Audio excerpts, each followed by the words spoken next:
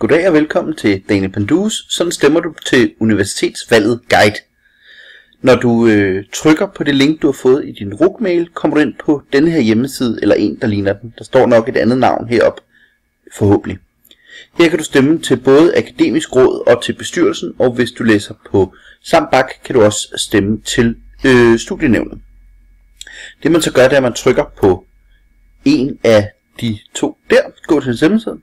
Der kan du se alle listerne, Hummer, Homechecker, Internationals and the Students Council, hele vejen ned.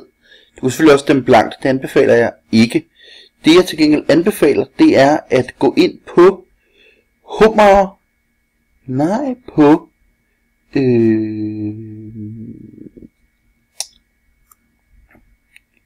jeg finder lige listen. Du kan vælge her. Det jeg anbefaler, det er at vælge listen Studenterrådet, stærkere studiemiljø, forbedre fagligheden, og trykke på Daniel Pandue. Så kan du trykke på stem på den angivne kandidat. Det anbefaler jeg klart, at man gør. Stem på den angivne kandidat, så har du stemt til akademisk råd. OK. Det samme gør man med bestyrelsen. Man trykker her, så går man ned på listen et stykke ned.